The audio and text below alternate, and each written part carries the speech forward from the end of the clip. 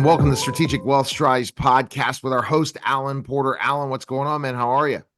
Well, a great day. I'm excited. I got to go to Pinehurst today and play in a golf tournament. So I'm looking forward to this. Oh, wow. Okay. So, and you're going to win it? Well, I hope so. I don't play to lose. All right. So, okay. So, it must be going to be a gorgeous day. I think it's going to be a gorgeous day everywhere as Yeah. where March Madness is tying in. Pitt plays North Carolina tonight. And it's Go going to be an North interesting Carolina. game. It's going to be an interesting game. I'm going to watch it. Pitt's on fire. Let's see what happens. All Okay. right. Today's title for the top is tax deferral in 401ks and IRAs is a scam. Alan, would you say that? Well, listen, Neil. There's so many things that people are told all the time.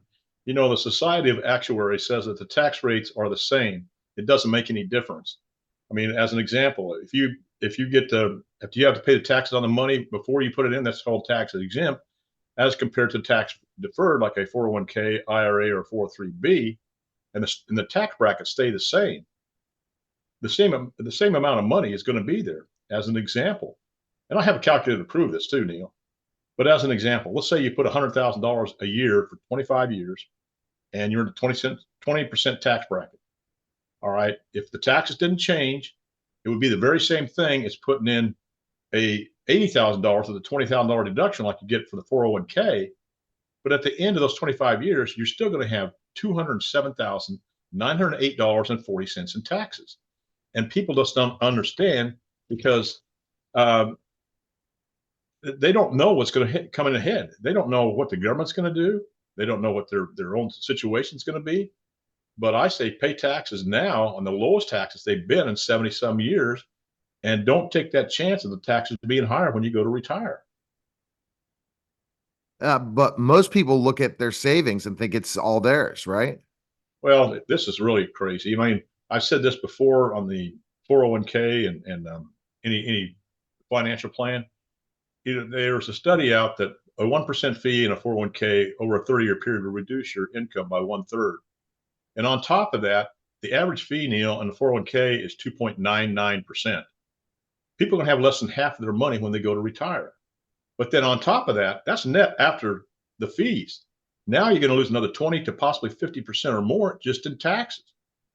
And people are not prepared for this. And like you said, they think it's all theirs, but it's not. And I had this one guy, he had $1 million in his IRA he was going to give to his grandson. I said, you can't do that. He says, well, what do you mean? I said, well, first off, whose is that? He says, well, Alan, it's mine. There's my name right at the account. I said, yes, but and this guy was in a 39.6% tax bracket federal. I said, you got a partner in this called Uncle Sam. I said, right now, that $1 million is worth approximately $600,000. And he said, well, I didn't think about that. And then you got your required minimum distribution. He didn't know what that was.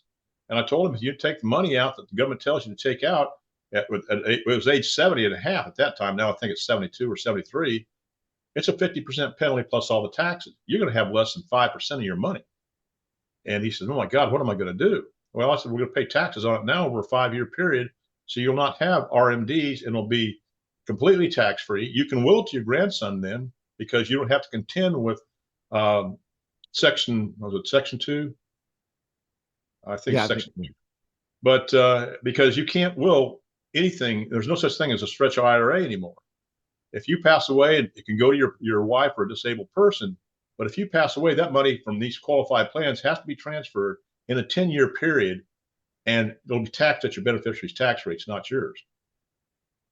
wow. But here's the other thing: if by some magical thing the taxes rates were actually lower, you might be out ahead by deferring your taxes. But what do you think the tax rates are going to do? Neil, I've said this before. A congressional budget office report in 2002, the fall of 2002, on a $31 trillion deficit, stated that taxes aren't raised by 66% overall. The country can't even pay the interest on the debt, and we'll go to default. So they raise the interest rates, which causes inflation, and they start quantitative easing with printing money, and our money is worth I don't know how much less now. But everybody goes, well, the stock market's done really great. Well, if you compare the stock market today compared with inflation, it's only a 6% gain. But if you, in the last administration, if you compared it where the stock market was, it was a 36% gain. People need to take into account everything that's going on. And not only myself, but there's many people out there, educated people, that think the stock market is headed for a big turnaround because of things that they don't tell you about, like the M2 money supply. The M2 money supply is the amount of money that people take that's loaned out to businesses to produce products. And we're a consumption-based society. And right now it's at depression and recession levels. And there's something like $60 trillion of commercial loans that are coming up in maturity. And if you thought 2008 was bad, well, hold on to your boots, because I think it's going to be worse than that. But Wow.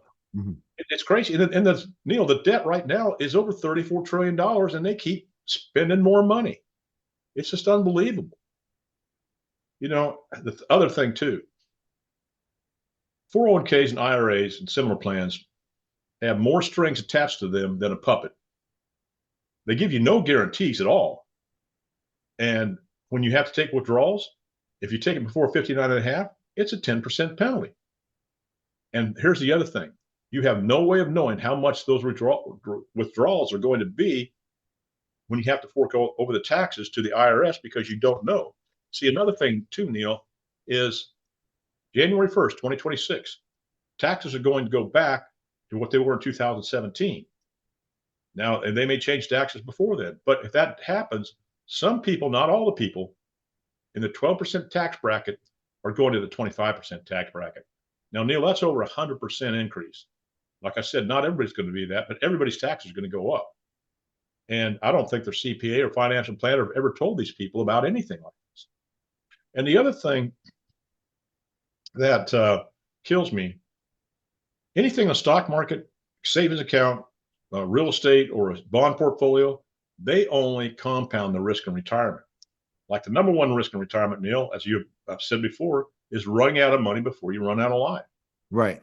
The other thing too is absolutely huge that nobody knows about because their financial advisors aren't telling them, and I think it's criminal, is sequence of returns risk.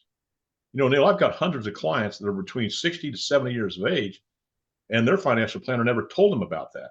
And basically what that is, if you have a loss in the first 3 years of a 10 or a 20-year period when you retire, as compared to the last 3 years of a 10 or 20-year period, well, guess what? You're going to be out of money in the 7th or 8th year, because you have to take a larger distribution rate just to get the same amount of money that you were before. And there's no more money going back in. You don't have time to recover.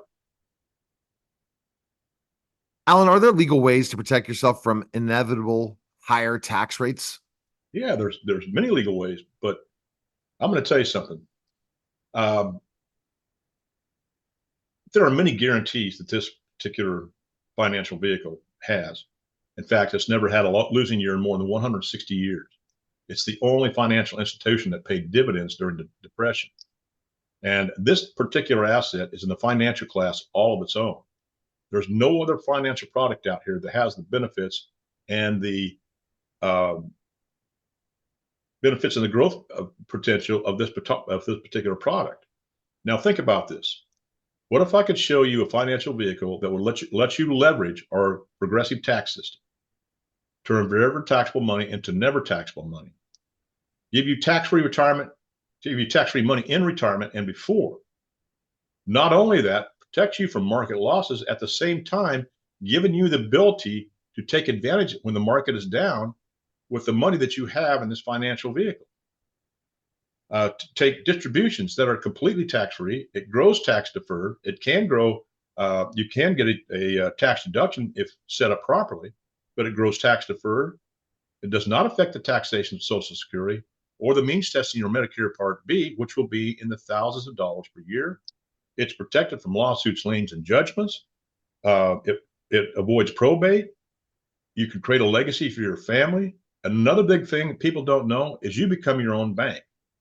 Instead of going to the bank and borrow money and paying the bank that money where it compounds for them, you borrow from yourself and pay yourself back at 0% interest.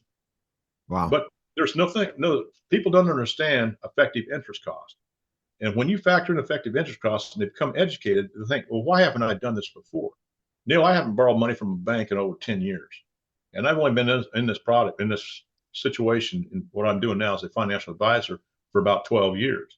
But I learned about these products, what insurance products can do. But I asked people, I said, would you like to learn about that financial vehicle? And they said, well, absolutely. What is it? I said, it's cash value life insurance. This one in particular, I'm calling it is whole life insurance. But index universal life insurance has the same benefits and everything. And they eliminate the risk in retirement or mitigate it. Then, like I said, the number one fear in retirement, running out of money before you run out of life, sequence returns risk, longevity risk, Neil, which is a risk multiplier, a huge risk, long-term care. And I know this for a fact because you can take that death benefit, which is hundreds of thousands, if not millions of dollars more than you have in your cash value, and you can use it tax-free for long-term care. There's no other financial vehicle that even comes close to this. Totally. Plus benefits. Mm-hmm. I mean, people need to be educated on this stuff. Right. And I just this information needs to get out to people because they don't know about it because their financial planner is not going to tell them about it. Right. So Alan, yeah, people are talking about 10% gain in the talks, and using, let's say, 401k or a mutual fund, right? 10% in the market average every year, but then the fees and then the bad years, they don't talk about that, the average thing. The difference between going this route and the other route is you're taking a lot more risk in the market, right? Absolutely. When you're 55 years of age or older, you don't have time to take a risk in the market. Now, understand, Neil, I want everybody to have a diversified portfolio, but not diversified in the stock market. Have some in the stocks. It depends on your risk tolerance, whether you like to take a risk, you're conservative, or you're moderate. But you need to rethink your plan. If you don't have a plan, you need to make one. And if you have a plan, you need to review it every year and improve on it. But like mutual funds, mutual funds fees are over 4%. And I asked people, I said, and they said, well, I got a great mutual fund. It's doing this, this, and this. It's a 5-star rating. I said, they're rated by Morningstar. And it may be a 5-star rating this month, and 6 months from now, it may be a 1-star. Mutual funds are traded 2 to 3 times a year, which causes more fees to be charged to you. The people that are making this money are your advisors that are fee-based, whether you make money or not, and Wall Street. Because you're taking that risk. So let's just say a mutual fund does really good one year and does poorly another year, and it's averaging 10%. You talk about the fees, you're basically in the same boat. Then you're going to pay taxes on it as well. Exactly. So take that 10% off, take the 2.5% for an average fee. So now you're down to 7.5%. Now it's 7.5%. Now we take taxes out. And if you live in New York or California with those huge tax, and people don't understand, but they need to, because it makes a huge difference in their financial life. And that money is just sitting there. You can't do investments. You can't buy another business. People are thinking differently than the retirement of the baby boomer generation when they were children. Meaning the people retiring in the 50s and 60s, a different story. They could live on Social Security. They can't do that anymore. And think about specifically enough how people are living longer. They got to figure out ways after they're done retired from their job, which is really stressful, to come out and figure out other streams of revenue, making money in other ways, figuring out new business opportunities. And if you can't pull your money from the stock market, right, and you're going to take all this hit, if you would have put it in cash value life insurance, you became your own banker, you pull it out at different times, and you could have been investing in these businesses before your retirement. 5 years before, like you're leaving as a CEO of a company. Now I'm going to really reap the benefits, right? Or I have all these connects, but I didn't really make a huge amount. Now I can make a huge amount. I need cash because you're not getting borrowing from banks anymore either. This is the other thing, Alan, people don't talk about is you can't borrow money from banks anymore for businesses. That's can't. Money supply. And they just, people don't understand that. Like I said, that M2 money supply is at recession and depression level. And here's the other thing people don't take into consideration, Neil. If you have a 50% loss in the market, it takes you 100% gain just to get back to even. Right. I mean, it's something else. We had that loss in 2008. It didn't get back to where until where it was before then until fall of 2015 or 17, I believe. And the other thing about Social Security, it's scheduled to run out of money in 2033 unless something's done. But here's the problem with Social Security. I think it was first enacted in 1935. It was first paid out in 1942. There were like 42 workers for one individual at that time. Now are 3 individuals for every one individual now. And in 6 more or 7 more years, 6 more years, there's only be 2 individuals out there to support every individual on Social Security. And you couldn't collect your Social Security back then until you were 65. Well, life expectancy was 62. Now life expectancy for a man is 85, 87 for a woman. And it's just it's a numbers problem. Totally. Well, But Alan, fix it yeah, because Alan, it's very, very interesting. Those numbers, scheduling a call with you, you'll be able to kind of compare to show you what's happening. And then you have a team of professionals as well. If people still want to diversify, but they still want to have cash value life insurance, they can do that. It's not, but you're going to have a team of professionals to help them through that process to refer. So they're not just relying on a financial advisor, just having one area, mutual funds. You really have to be more and more involved in your investments than ever, Alan. yeah, And a lot of people don't look at their retirement. They don't look at any of the stuff until it's too late. exactly right. But I mean, it's just like like you said, I have a team of people I work with. I work with top CPAs, tax specific attorneys, and other specialists in their fields to provide solutions for people's financial problems. And like I had this one guy said, would you rather have a tax deduction as compared to paying capital gains tax when you sell your business? He said, well, Alan, I want a tax deduction. How do you do that? I said, it's not how I do that. It's who I know that knows how to do that. Those people are part of my team. And it's just like the other thing.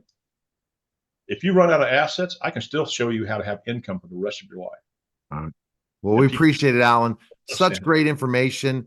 You go to you can email him at strategicwealth, the number 0 @gmail.com, or call him at 910-551-1046. And very, Neil, very soon. Yeah, one go other down. thing. One other thing. Please give me a call. I don't charge any fee to advise. I want to educate people on there because they need to know this information. Definitely, Alan. Appreciate it. All right. That was the Strategic Wealth Strategies podcast, guys. Take care.